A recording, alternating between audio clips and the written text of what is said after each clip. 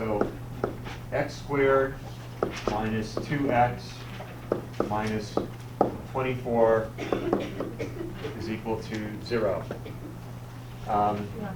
So I can't factor this. There's no factors I can use to make that work as far as I know. Are there, actually?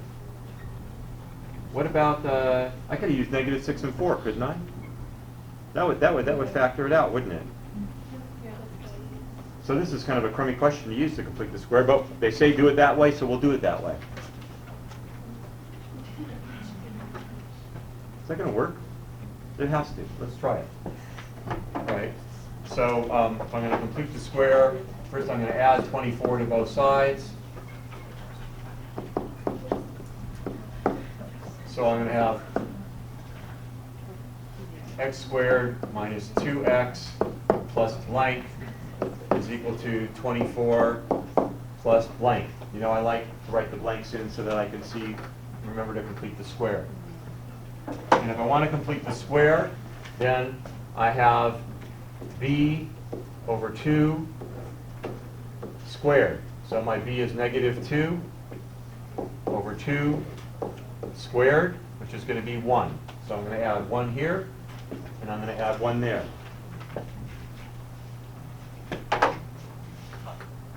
So this is now going to give me, I can factor this into x minus 1 squared, and that's going to be equal to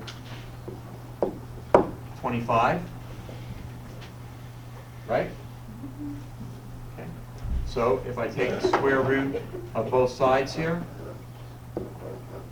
plus or minus, don't forget plus or minus, I'll have x minus 1 is equal to plus or minus 5, the square root of 25.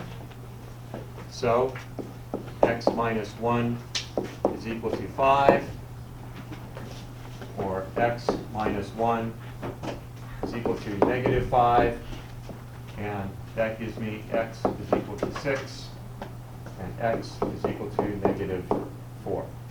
So even though it would have been a lot easier just to factor it initially, the instructions were solve it by completing the square, so that's the way we did it.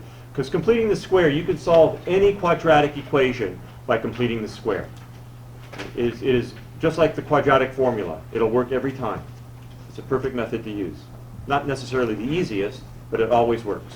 Yes, Do Nana? we have to do x equals 6, x equals -4, or can we put x is equal to 1 plus or minus 5? Well, that's an interesting question. X is equal to, I think that would upset me. X is equal to plus or minus 5. 1 plus or minus 5. Yeah, because that's too easy to simplify. I mean, plus or minus, I mean, I don't know. Yeah, I think it's more appropriate to put it this way than to say, you know, 1 plus or minus 5. 1 plus or minus 5 is a very, I mean, it's a cumbersome, the plus or minus is a little bit cumbersome. You know, when you have to use it with a radical sign or an I, okay, you know, you don't have any choice.